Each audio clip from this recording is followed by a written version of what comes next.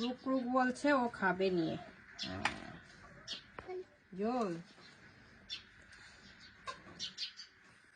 নমস্কার বন্ধুরা, অনুপ্রিয়া কিচেনে আপনাদের স্বাগতম জানাই। আজকে আবার একটা নতুন ভিডিও নিয়ে চলে এসেছি। এই যে দেখুন বন্ধুরা, আমার হাতে রয়েছে আধা কেজির মতন একদম দেশি চিকেন। আজকে এই চিকেনটা রান্না করব একটু অন্যরকম ভাবে।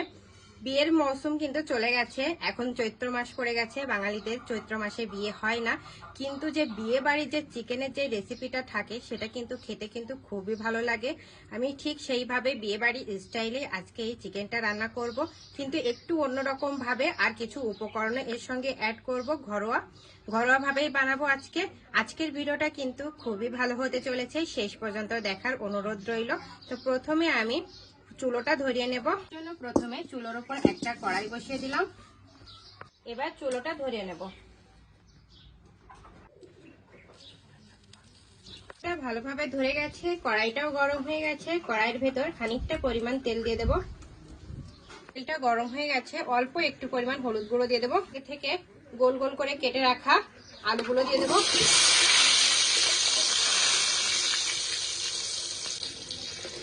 আলুগুলো ভালো করে লাল লাল করে ভাজবো। আলুগুলো ভাজা হয়ে গেছে, এবার উঠে নিচ্ছি।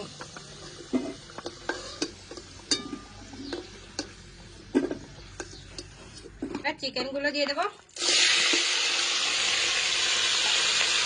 কিন্তু হালকা একটু ভাজা ভাজা করে নেব, একটু লেগে লেগে যাবে, তারপরেও কিন্তু একটু ভেজে নিতে হবে, তাহলে কিন্তু এর টেস্টটা বুঝতে পারবেন। আর একটু অল্প একটু পরিমাণ হলুদ গুঁড়ো দিয়ে দেবো, একটু লবণ। হলুদ লবণটা দিয়ে চিকেনটা একটু ভাজা ভাজা করে নিতে হবে। এই যে দেখুন বন্ধুরা, মাংসগুলো ভাজা হয়ে গেছে, এবার উঠে নিচ্ছি।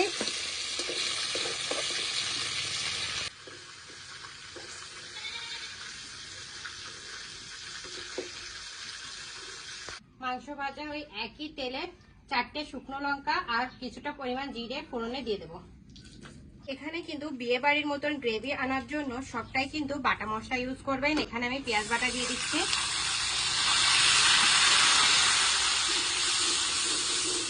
এখানে আধা কেজি মাংসের জন্য আমি 3টে মিডিয়াম সাইজের পেঁয়াজ বেটে নিয়েছি। একদম দেখুন খুবই ভালোভাবে আমি বেটে নিয়েছি, একটু কিন্তু দানা দানা নেই। আর পেঁয়াজটা যতক্ষণ না পেঁয়াজের থেকে যে জলটা রয়েছে সেই জলটা বেরিয়ে যাচ্ছে ততক্ষণ এটা কিন্তু ভেজে নিতে হবে। এই যে দেখুন বন্ধুরা, পেঁয়াজটা কিন্তু আমরা ভালো করে ভাজা ভাজা করে নিয়েছি। কালারটাও দেখুন চেঞ্জ হয়ে গেছে, আর কিন্তু ছুটছেও না। এবার আদা রসুন বাটাটা দিয়ে দেবো। আদা রসুন বাটাটা দিয়ে হালকা করে কষিয়ে নেব।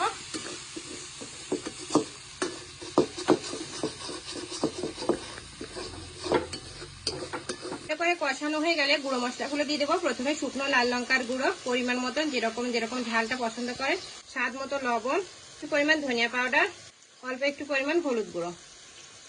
হালকা একটু নাড়িয়ে চাড়িয়ে একটুখানি জল দিয়ে দেবো, যাতে মশলাটা পুড়ে না যায়।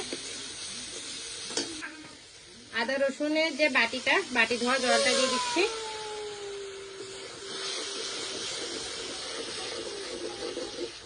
এটা দেখুন বন্ধুরা, মশলাটা কিন্তু খুবই ভালোভাবে কষেছি, তেলটা ছেড়ে দিয়েছে।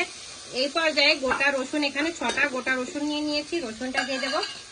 আপনারা যদি রসুনটা এরকম গোটা গোটা খেতে পছন্দ না করেন তাহলে স্কিপও করতে পারেন, কিন্তু আমাদের খুবই ভালো লাগে। আর এখন রসুনের দাম একটু কম, সেজন্য একটু গোটা গোটা রসুন খাচ্ছি। রসুনটা ভালো করে কষিয়ে এবার চিকেনটা দিয়ে দেবো। আলুটা কিন্তু এখন ইউজ করা যাবে না, আলুটা পরে, এখন শুধু চিকেনটাই দেবো। চিকেনটা দিয়ে ভালো করে মশলার সঙ্গে একটু কষিয়ে নেব। চিকেন থেকে কিন্তু আর জলটা ছাড়বে না, কারণ আমরা চিকেনটা কিন্তু ভেজে নিয়েছি। চিকেনটা কষাবো অল্প একটু পরিমাণ জল দিয়ে।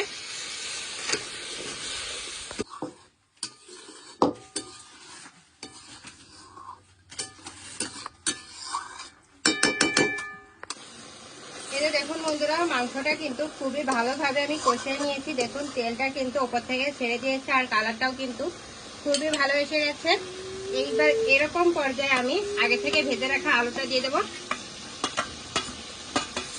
আলুটা দিয়ে ভালো করে মাংসের সঙ্গে আরেকটু কষিয়ে নেব। দেখুন ভালোভাবে কষিয়ে নিয়েছি, এবার ঝোলে বসিয়ে দেবো।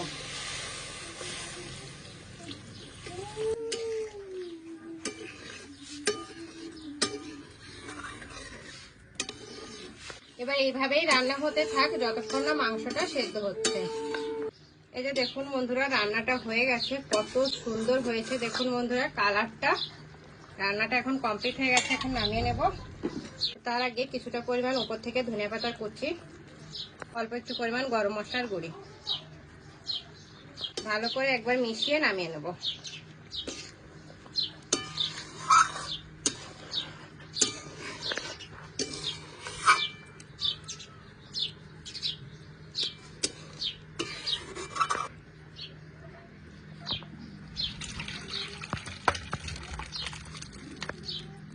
এই যে দেখুন বন্ধুরা, রান্নাটা কমপ্লিট হয়ে গেছে। আমি আর ডুগ্গু সোনায় খেতে বসে গেছি, খেয়ে টেস্ট করে বলবো কেমন হয়েছে, তাই না? হ্যাঁ, কোনটা খাওয়া? Leg piece. তো ডুগ্গু লেগ পিস খাবে বলছে, দিয়ে ওকে। তার আগে আপনারা দেখে নিন রান্নার কালারটা কত সুন্দর হয়েছে দেখুন বন্ধুরা, জিভে জল আসার মতন কিন্তু কালার হয়েছে। এটা দেবো? রুক রুক বলছে, ও খাবে নিয়ে জল।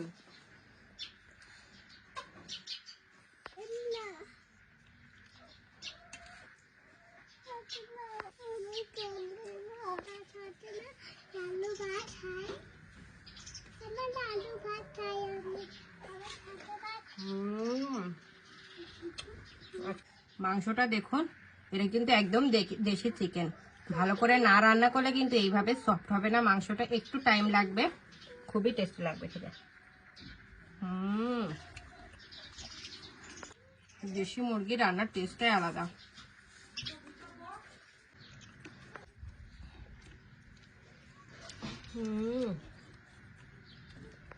আজকের রান্নাটা কিন্তু খুবই ভালো হয়েছে। আপনারা কিন্তু বাড়িতে একবার হলো এইভাবে বানিয়ে খাবেন আর আমাকে কমেন্ট করে জানাবেন কেমন হলো।